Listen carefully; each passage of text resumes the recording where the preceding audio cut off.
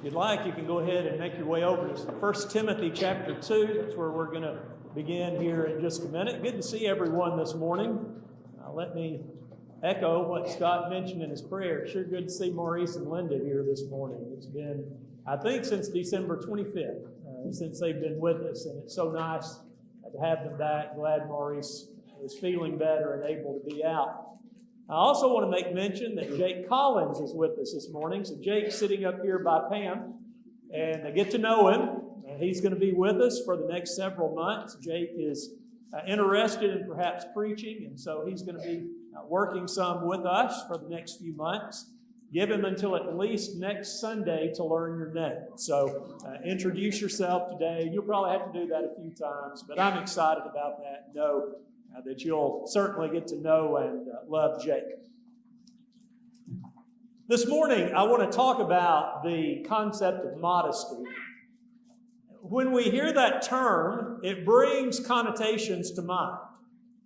If you use it in just modern society, I don't know if it even still has a lot of bearing with clothing styles. You'll oftentimes hear it in somewhat of a diminishing way. You'll say, well, he's a good guy, but he's got a very modest income. Or they live in a very modest house. And what's being said with that is that it's not quite up to par with what one might think should be earned or lived in. On the other hand, when you get into religious circles, it almost always has to deal with clothing. And you'll hear it talking about hemlines and tightness of garments. And oftentimes when a lesson on modesty is brought, it's something like this. We drop in 1 Timothy chapter 2. We go down to about verse 9 or so, and we pull out that word modesty. And we say women should be modest. And then we typically take it something like this, that men have a problem with lust, and that if women don't dress modestly, they're proving themselves a temptation. Well, there's some truth in that. But it makes men almost sound like that they've got this uncontrollable thing, and almost makes women sound like they're the instigators of it. And that's not what Paul's saying. And that's not even the context, that while there's truth to it, that's not the implication here in 1 Timothy chapter 2. So what I'd like to do this morning is to spend just about all of our time here in this chapter to talk about what a modest life is. Because what this does is it deals with what we've been looking at the last 2 weeks with a biblical worldview. When we think about a worldview where everything is seen through the lens of Jesus Christ, that's what Paul is telling Timothy, first of all, to believe, and second of all, to preach. So I'm not going to repeat last Sunday's sermon, but I do want to remind you of the conclusion that we reached in that as Paul's talking to the Corinthians, he said, this is my worldview, that I have decided to know nothing among you except Jesus Christ and Him crucified. And that's shorthand for saying every decision I make, every belief I hold, every word I speak is going to be done or said or thought through the lens of Jesus Christ. Now keep that in mind, and let's go ahead on over to 1 Timothy chapter 2 as we look here to this biblical worldview described once again, same idea, a little bit different terminology, as Paul talks about what Timothy is to believe and teach. All of this is going to build to a crescendo point. So let's keep these points rolling as we go through, noting that in verse 1 of chapter 2, here we're going to find Paul beginning an idea when he says, first of all then, I urge that supplications, prayers, intercessions, and thanksgivings be made for all people, for kings, and all who are in high positions, that we may lead a peaceful and quiet life. So as we begin exploring this worldview being described, Paul says, here is the ideal situation, that you are living in a time when you're not having to worry about rulers and authorities who are coming down on you because of your faith. And so he says, what you need to do is you need to make this a constant part of your prayer. that when you pray, you are praying for these leaders so that they will guide in righteousness, and the result of that will be you can have this undisturbed, quiet life. But now let's note what he says is the reason for that. If you continue reading in verse 2, he says that we may lead a peaceful and quiet life, godly and dignified in every way. So he says when you're living in this kind of situation, you prayed for your rulers, you've got this time of peace, he says that the quiet, calm, undisturbed life should demonstrate godliness. So here's our biblical worldview. Here's godliness as the emphasis. And what that means is that it's every effort that you make is devoted to God. So here you are in your life. Everything you're doing is devoted to God. And he adds the word dignified to that as well, simply echoing the point that when you are recognizing who God is, you are approaching Him with gravity and with reverence. Paul says that's the life you want to live. Here is the life where God is the center of your world. But he continues on. And he says as we go down to verse 3, this is good and is pleasing in the sight of God our Savior, who desires all people to be saved and to come to the knowledge of the truth, for there is one God. I want you to note the language that he uses with this when he says this is good and pleasing, or this is good and acceptable. That's the language of sacrifice, a living sacrifice, that you're giving this life to God in service to Him. And he says the reason you want to do that is because there is this God who is desiring to save you. This one God who is offering you salvation. But he continues a step further with that. And he says, here's the way that you find that salvation. Pick up with me in the second part of verse 5. There's one God, there is one mediator between God and men, the man Jesus Christ, who gave Himself as a ransom for all, which is the testimony given at the proper time. Now, do you see what he's just done? He started out with the admonition to pray for the kind of life where godliness can flourish, a life of godliness that's dedicated to the one God who has offered salvation, and the way that salvation comes is through Jesus Christ. He's the mediator. But then note how he concludes it in verse 7. He says, "For this I was appointed a preacher and an apostle. I'm telling the truth, I'm not lying, a teacher of the Gentiles in faith and truth." So what we find is that when he reaches verse 7, he's built this point about what a godly life looks like, what a biblical worldview looks like, and then he adds to that, this is my job, this is what I do. And so let's lay that up aside, 1 Corinthians 2, and we find the outcome in both of these passages is here's what this biblical worldview has led me to do, to preach Jesus Christ and Him crucified. To be a preacher of this message and an apostle, to go to the Gentiles and to teach them the faith and the truth in Jesus Christ. Now that's the lead-in to this. So here's the establishment of a worldview seeing everything through the lens of Jesus Christ. But that's just the introduction to what he's talking about here. He's then going to go on and talk about how that as you look at the world through the lens of Jesus Christ, as you have this biblical worldview, that modesty is a very major and good part of that. So he starts off by talking about how to be a modest man.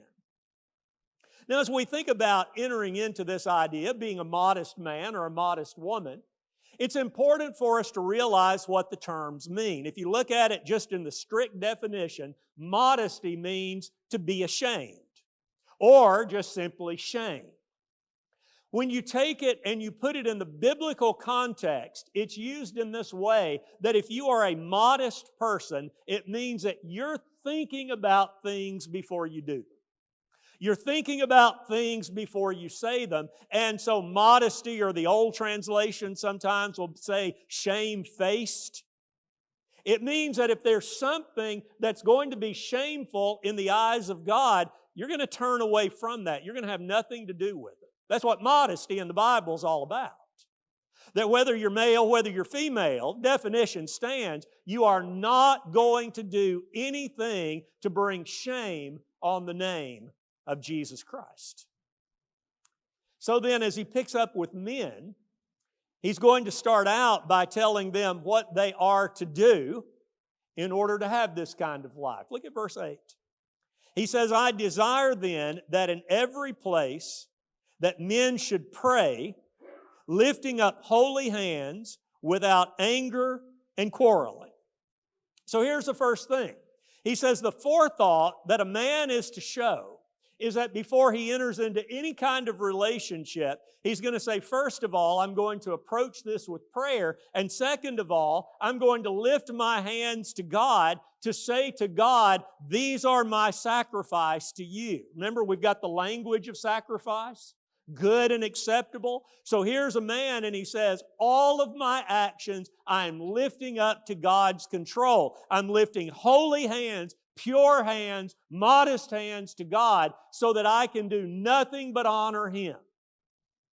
Now, when that's the attitude that a man holds, what that's going to prevent then is the shameful behavior of anger and quarreling. Let's talk about our terms here for just a minute. When we use this word anger, it means not just simply kind of this passing summer storm where something kind of makes you mad, then you move on. This is talking about a very deep-seated idea. So it would be, here is someone who you just simply despise. And every thought about this person is one of anger and hostility. God says, that's shameful. That's shameful behavior. Or maybe it's just one's disposition. You ever known an angry person? We typically avoid them, don't we?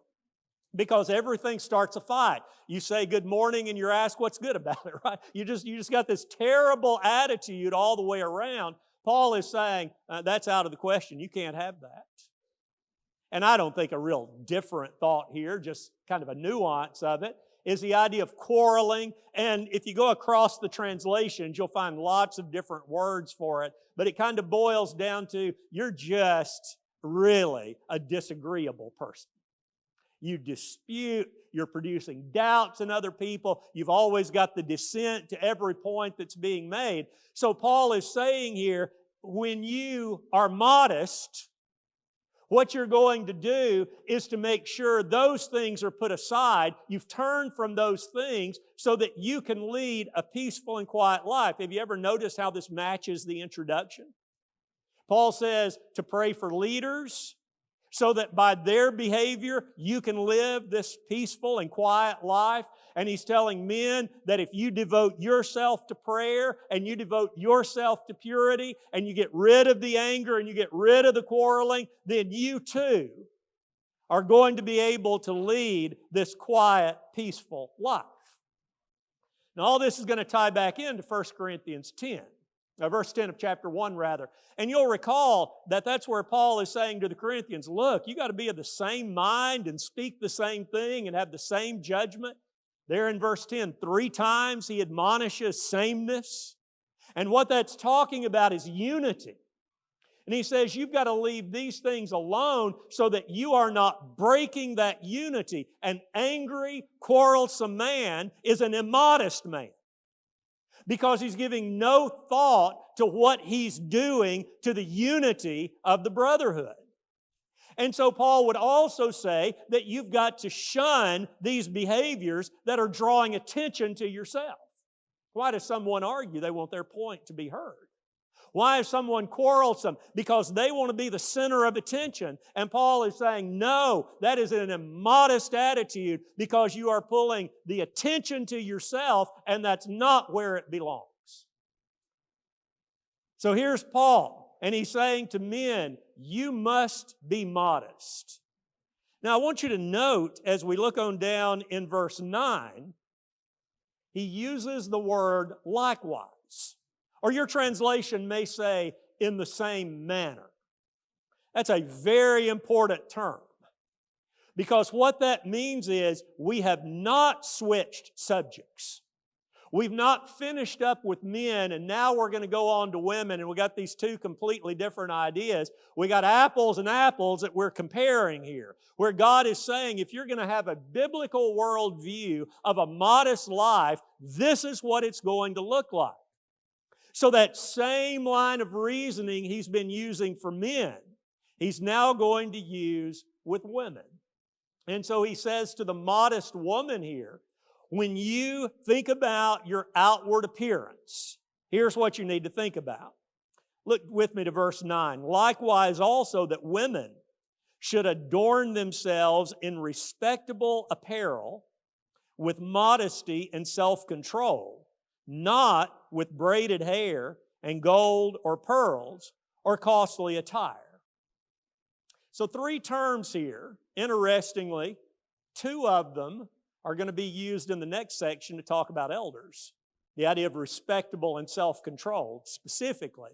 The idea of modesty is all over that section on the eldership.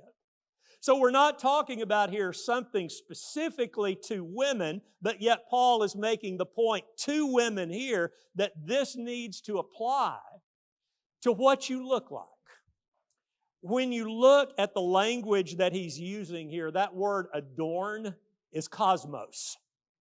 And we can think about it almost back in the day of creation when God is adorning the world. He's putting all these things into the world. And so Paul is saying, when you think about your adornments, when you think about what you're putting on, there's a certain amount of sobriety that you've got to consider with that to make sure that it's respectable and that it's modest and that it's self-controlled. Because if we look on just a little bit further in verse 10, note what we find. He says, not with braided hair or gold or pearls or costly attire, but with what is proper for women who profess godliness. There's our tie. He says to men, if you're going to profess godliness, you make sure you're not angry and quarrelsome. Women, if you're going to profess godliness, you make sure that you're respectable and modest and self-controlled. And all of that is so that you are not bringing attention to the wrong source. I want you to note here that Paul does not give us a list of measurements. He could have. That would have made it really simple if he had done that. If he had just said, okay, here's the deal. This is modest. This is respectable. Instead, he uses the not but teaching style of the New Testament when he says, not with braided hair or gold or pearls or costly attire, but instead, here the things that profess godliness. So what God's desiring is not this begrudging, compliant attitude. I suppose that this is fading in a lot of ways, but I suspect there's still a few businesses out there that have a dress code. That they said, maybe you work at one, where the boss says, when you come into work, this is what you are to wear. That boss has no desire to change your heart. That's not his or her mission in making that. It's not saying, okay, I really want to teach you what modesty is all about. What that boss is saying is, if you work for me, this is what I want, and if you don't like it, you can leave.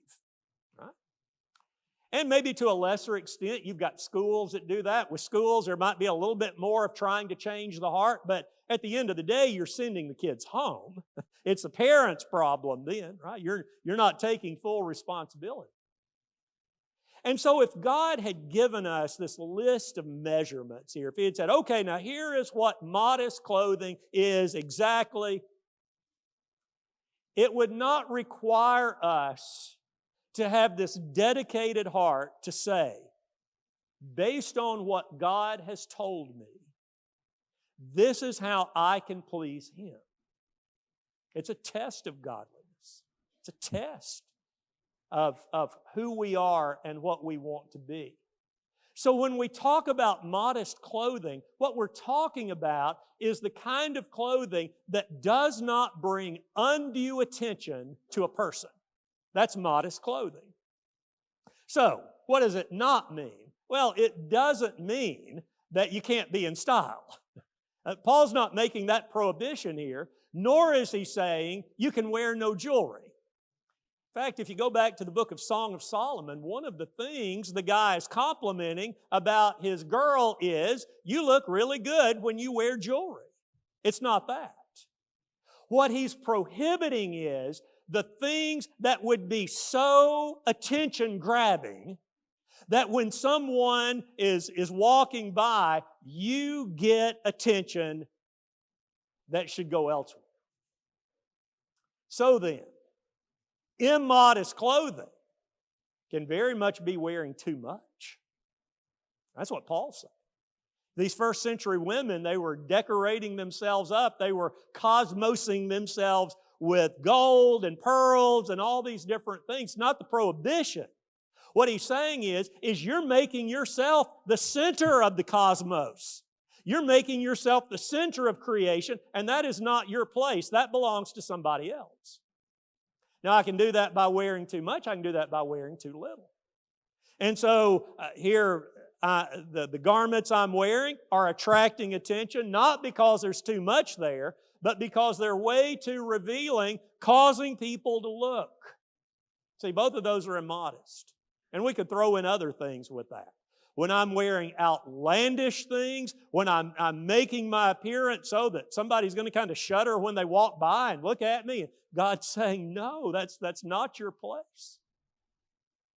And so we must understand that the clothing we wear, whether it's in person or whether it's a picture of us that we're putting there for the world to see on social media, we got to make sure it's compliant with this idea of one whose heart is totally dedicated to God, because a heart that's totally dedicated to God is going to draw attention to Him. Everything is drawing attention to Him and not to me. And so what that means is when I wear these garments, when I decide what I'm going to put on, I don't have to look plain. I don't have to look tacky. It just simply means I'm living the kind of life where I'm trying to direct all the attention upward, not to me. Not because I've got this good physique and I'm wearing clothes that are highlighting it. Not because I want people to stare at me in such an outlandish way. Not because I want people gawking at all of the diamonds that I've got on. None of that. It's so that the attention can go to God. And let me just make the note here. This is applicable to men and women. I think that's been one of our huge failures in teaching on modesty, is that we teach almost a distinction, that it's this difference between men and women. It's not. I'm pretty sure God is not pleased with angry and quarrelsome women, is He? And so then I must accept that He's not going to be pleased with a man who is wearing the kind of clothes that's saying, look at me, draw your attention toward me. I might mention just one other point, and I'm not going to hit this one as strongly as I did the first one. We may need to come back to this at a later time. But just to finish the thought up, he says you've also got to show modesty in accepting your God-given role. And what he's going to do in the remainder of the chapter is to talk about a woman as she's dealing with men in a particular situation here. The idea of being quiet and submissive in her spirit doesn't mean she's a wallflower. Doesn't mean she can't be fun and lively. It just simply means that God has designated places for men and women in His roles of authority. And so if that is rejected, then that's immodest, because it's preventing me from accepting that God is a fair God, and that cuts both ways. A man who's unwilling to step up to the plate in his home and be a leader, unwilling to step up to the plate and be a leader in the church, a woman who's always pushing and trying to take that role, Paul's saying, no, it's not how it works. That modesty is trusting that God is right, and modesty is saying, I want to do nothing that's going to bring shame on that. So, to sum all of this up, what we're seeing is, whether we're in 1 Corinthians or whether we're in 1 Timothy 2 or many other places in the New Testament, when I hold a biblical worldview, what that's saying is I always honor Father, Son, and Spirit. That's my goal in life. That everything I do is bringing honor to them. And so modesty then is saying, I am going to do nothing that's going to diminish that price that was paid on the cross for me. I am going to do nothing in my life that in any way is going to reject that. So what does that look like? It means I'm not making myself the authority. I'm not making myself this one who's always angry and quarreling and trying to get my word in. No. Authority belongs to Jesus Christ, not me. And it also means that I'm not making myself the object of glory. That would be the improper appearance. So I'm wanting someone to look at me. However I can do that, I'm trying to direct the attention to me in decent clothing, outlandish clothing, expensive, whatever the case might be. I'm saying focus on me. No, that's not someone who's got a biblical worldview. And it also means that I'm not making myself the standard to say, well, that's just not fair. God shouldn't expect that of me. No, God knows what He's doing here. He's made His will known, and we trust that. And so what a biblical, modest worldview is always doing is saying, I want to give God the glory. And so here in 1 Timothy, we have the principles laid down for that. Paul hasn't addressed every situation in life here, but he's laid down the principles and he's given us examples of what modesty looks like in men, women, what modesty looks like in the one who is giving God the glory. And so that's how I'm approaching him. I'm saying to him, I want you to have full attention. I want to be the one through whom you can shine your light to bring others to you. And it demonstrates how we focus on our Savior. That we show Him to be the one who is glorified. So it's a topic that needs to be discussed. But it's a topic that needs to be understood in its right place within the biblical worldview. And when I can understand what Paul is saying here, I can understand the humility that's going to say in every way that wherever I am in life, whatever I'm doing, whatever I'm saying, whatever I'm wearing, is not for my glory, but for the glory of God. I appreciate your good attention this morning. Maybe this morning you've got that biblical worldview, but you haven't quite decided to make it your model for life. You've not given God your life. You can do that now. We give this occasion almost every time we assemble for someone who understands what salvation is all about, that you can be baptized for the forgiveness of your sins, come to Jesus Christ, die with Him there in the waters of baptism, be raised with Him. If you understand that, now is a good time to do it. Maybe your life's been immodest, not from the standpoint of what you've worn, or maybe it is what you've worn. But maybe it's an attitude that has tried to seek glory for yourself rather than Christ. It's easy to fall into that trap. I think most of us probably have, many times. But God has said, I understand. And if you're seeking my forgiveness for that, I'll give it to you. If we can pray with you for forgiveness, we'll do that. If it's just a temptation you're facing, we'll pray for that also. Whatever it takes, let's leave this morning with the commitment that God is our world and everything we do is for Him. You can come now as we stand and sing together.